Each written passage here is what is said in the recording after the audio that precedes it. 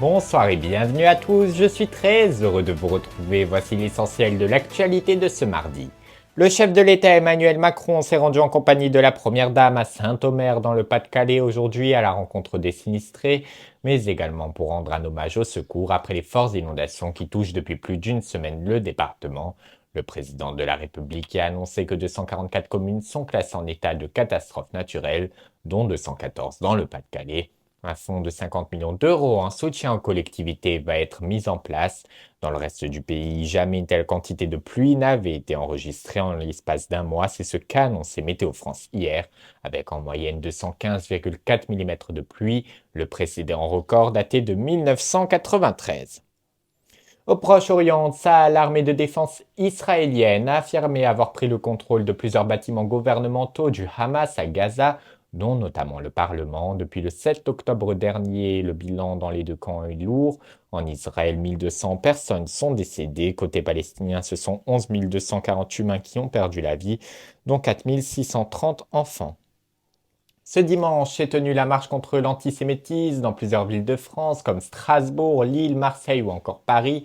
Un appel lancé par la présidente de l'Assemblée nationale Yaël Braun-Pivet, le président du Sénat Gérard Larcher, après les nombreux actes antisémites enregistrés depuis le 7 octobre dernier dans le territoire.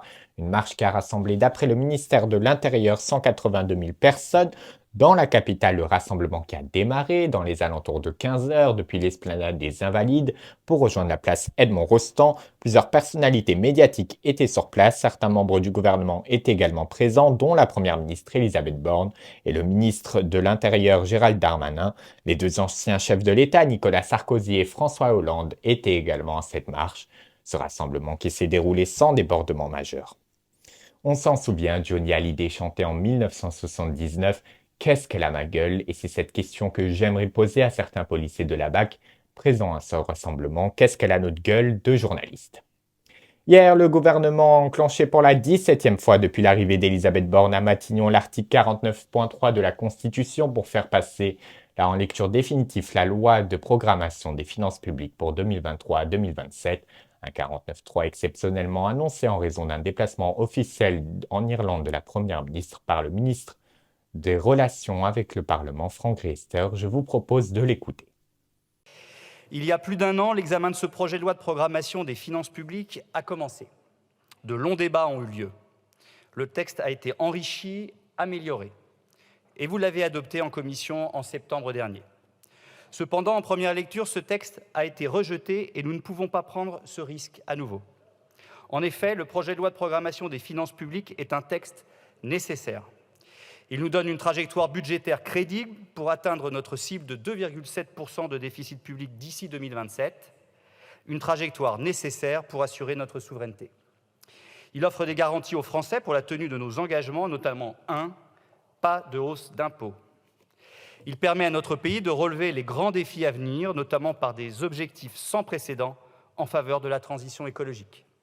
Il assure notre crédibilité vis-à-vis de nos partenaires européens et nous assurera de toucher 18 milliards d'euros du plan de relance européen.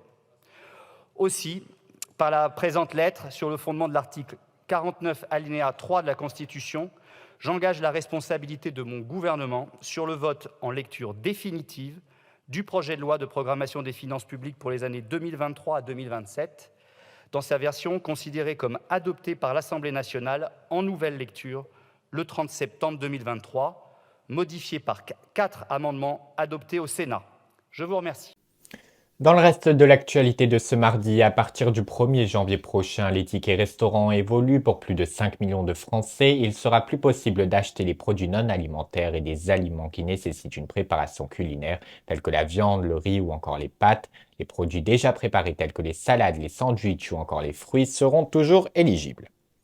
Ce vendredi s'est tenu comme chaque année pour sa 25e édition les Energy Music Awards. Depuis Cannes qui récompense les artistes dans plusieurs catégories, la chanteuse Louane a été élue chanson francophone de l'année avec Secret. Matt Pokora, le plus grand gagnant des Energy Music Awards, je le rappelle, a remporté le trophée de la tournée francophone de l'année. Pour la catégorie clip international, c'est Miley Cyrus qui remporte le prix. David Guetta a été élu pour la 4e fois DJ de l'année.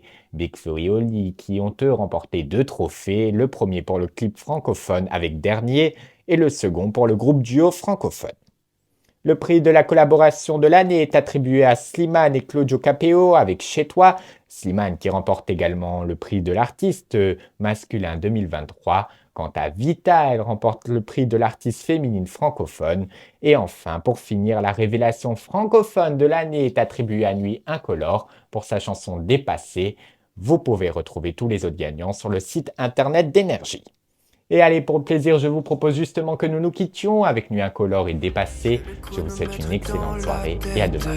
Combien de rêves me faudra-t-il pour que les heures s'arrêtent? Je suis dépassé par le temps, je ne pense plus comme avant. J'ai besoin de prendre l'air, je veux rejoindre la lumière. Je me nourris de distance pour sentir mon existence. J'ai besoin de me distraire, mais je suis au fond de l'enfer. Je suis dépassé par le temps. J'ai besoin de prendre l'air, je veux rejoindre la lumière. Quand est-ce que j'ai mal tourné? Car je me sens tout décentré. Je ne suis plus pareil, je ne suis plus le même.